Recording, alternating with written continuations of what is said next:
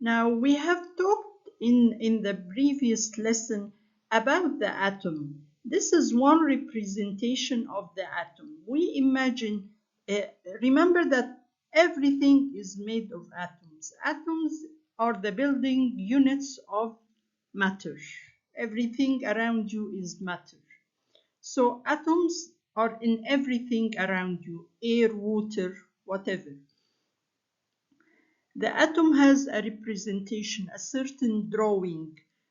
We imagine it to be like the solar system with the protons and the neutrons in the middle or in the center as the nucleus, and they are surrounded by electrons revolving or orbiting around the nucleus. So in the center you have the neutrons and the protons, and the electrons revolve or orbit the nucleus. This is another representation of the atom. In the center you have the nucleus, and these are the protons and neutrons, and the electrons are a representation, a drawing, black dots, and these are the orbits. The orbits are the pathways where they revolve. They move in this pathway. So if you have, for example, how many dots here? 1, 2.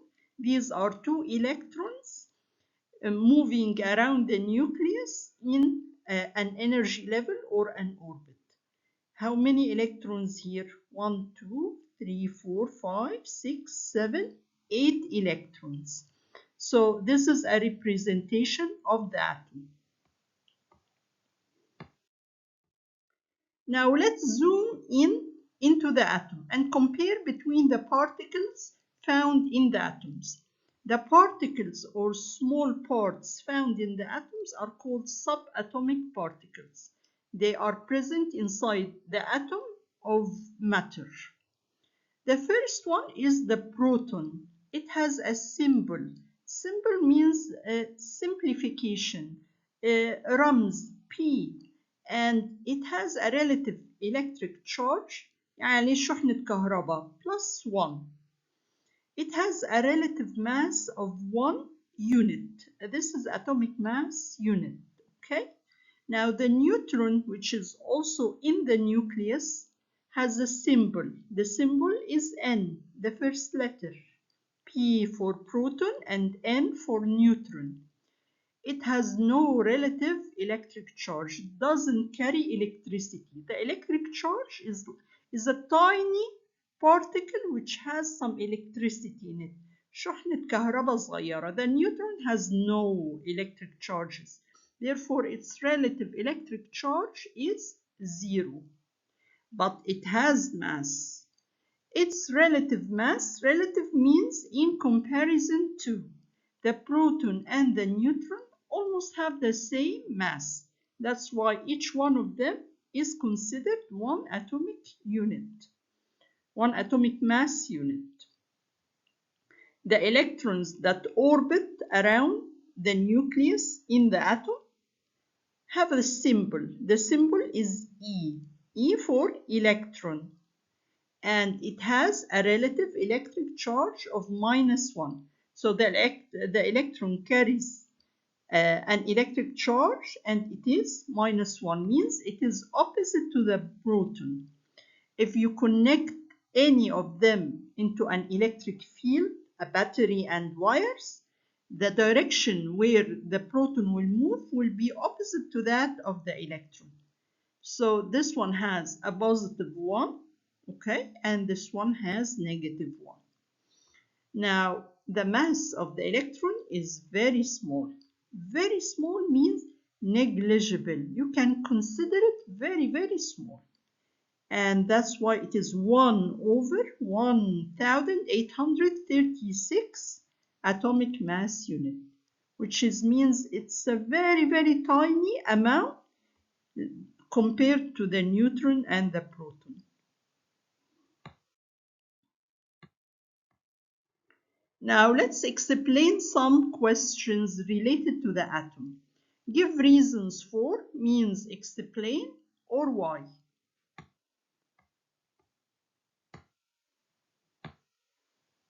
The nucleus has a positive charge, positive electric charge. Why is this?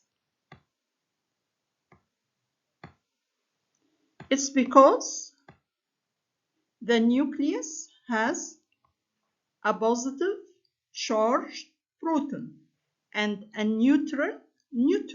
The neutron carries no charge. So the total charge is positive. +1 plus 0 is +1. The second question. The mass of the atom is concentrated in its nucleus. The word concentrated means a lot. Most of it is in the nucleus. Why is this? What particles are there in the nucleus? That's because the nucleus contains the protons and the neutrons. If you remember, the proton had the mass of 1 and the neutron also had 1. But the mass of the electron was negligible. So therefore, most of the mass of the atom is in the nucleus because it contains protons and neutrons. Now the third question, why is the atom neutral?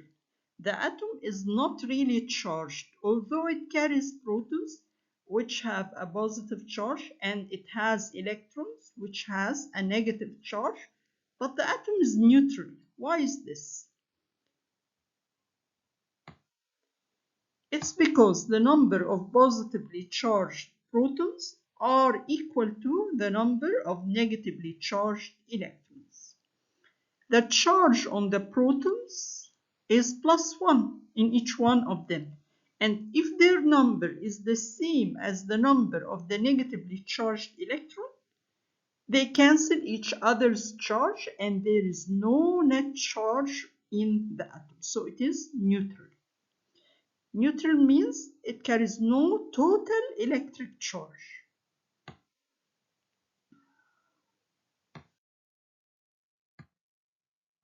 And the fourth question is, the mass of the subatomic particles is measured in the atomic mass unit. Why is this? Remember, what was the subatomic particles? They were the protons, neutrons, and electrons. Now, all of them have a very tiny mass, and therefore you cannot measure it with the gram and kilogram because they are so tiny your eyes cannot see them. And therefore scientists came up with a unit specific for these particles, which is the atomic mass unit.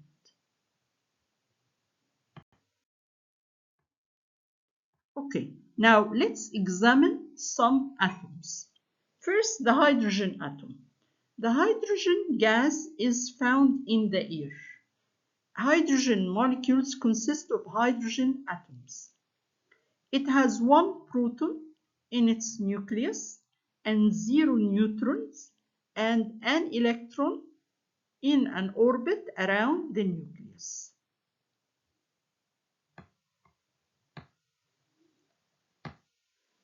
This is nitrogen atom, a representation of the nitrogen atom. Now in the center you have the protons and the neutrons. Nitrogen again is a gas found in the air. Each atom has 7 protons and 7 neutrons, and there are 7 electrons in orbits around the nucleus. This is the nitrogen atom, 7 protons, 7 neutrons, and 7 electrons. The number of protons determine what the atom is, meaning hydrogen always has 1 proton and nitrogen always has 7 protons. This is carbon atom. Carbon atom has 6 protons in the nucleus and 6 neutrons. The neutrons are neutral. Now, the electrons are around in 2 energy levels around the nucleus. They orbit the nucleus with very fast, high speed. And the last one is what? Is an oxygen atom. Again, oxygen is a gas found in the air. We breathe oxygen all the time. An oxygen atom has 8 protons in the nucleus and 8 neutrons also, and there are 8 electrons in orbit around the nucleus. So here are 4 examples of atoms: hydrogen with 1 proton and 1 electron, nitrogen with 7 protons, 7 neutrons and 7 electrons, and oxygen with 8 protons, 8 neutrons and 8 electrons. Now thank you everyone for listening. Follow me for some more.